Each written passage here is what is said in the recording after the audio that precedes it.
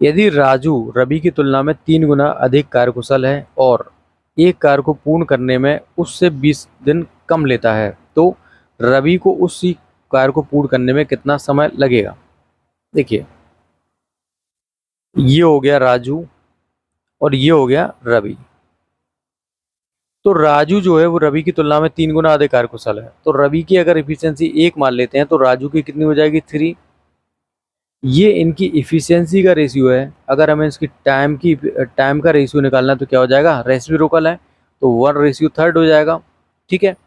अब क्या बोल रखा है, एक कार्य को पूर्ण करने में उससे 20 दिन कम लेता है और इनके टाइम का जो अंतर है वो कितना दे रखा है, 20 दिन। तो इनके जो टाइम का अंतर कितना हो जाएगा भाई, 3x माइनस के 1x कर दो तो कितना हो जाएगा, 20 दे रखा है, तो 2x इज इक्वल टू हो जाएगा 10, sorry 20, then x is equal to हो जाएगा कितना, 10। तो एक की वैल्यू हमारे पास निकल के आ चुकी है 10। हमें निकालना क्या है, तो रवि को उसी कार्य को पूर्ण करने में कितना दिन लगेगा। तो रवि का जो टाइम का कितना है, 3x दे रखा है और ये 1 दे रखा है, तो 3x लगता है उसको टाइम, 3x की वैल्यू 10, कितना हो जाएगा 30, तो उसको लगेंगे 30 डेज। सो यहाँ पर सी क्या हो जाएगा, करेक्ट हो जाएगा। ए बी सी एक काम को क्रमशः 4, 5 एंड 6 आवर में पूर्ण कर सकते हैं।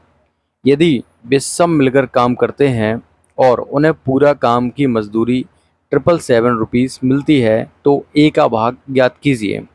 तो बेसिकली क्वेश्चन में ये बोला जा रहा है कि ए बी सी एक काम को क्रमशः ए निपटाता है 4 दिन में और बी उसी काम को करता है 5 दिन में और सी करता है उसी काम को 6 घंटे में।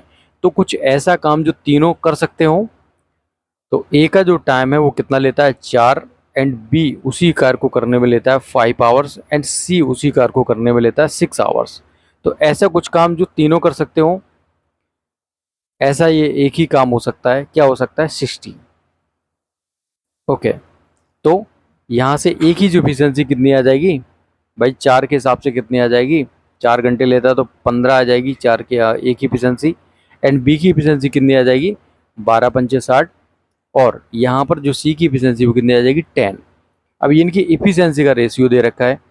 अब क्या है कि ये जो रुपए हैं ना, ये जो 777 रुपीज़ हैं, ये इनको मिलते हैं इनकी एफिशिएंसी के हिसाब से मिलेंगे ना भाई, कौन कितना काम करता है। तो 15x plus 12x plus 10x is equal to कितना हो जाएगा, 777। तो यहाँ से ये कितनी होगी, 37x इज इक्वल टू हो जाएगा 777। Okay. Then x is equal to कितना हो जाएगा, 777/37। ठीक है। ये हमारे पास एक यूनिट की वैल्यू आ चुकी है कि किसको कितना एक यूनिट का मतलब रुपए मिलेगा। तो हमें बताना है ए का भाग।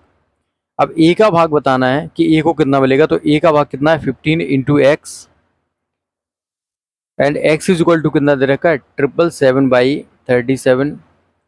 अगर इस 37 से हम 777 को डिवाइड करें तो कितना आ जाएगा, 30 सूर्य 2 टाइम्स हो जाएगा 74, ये 37 तो ये 1।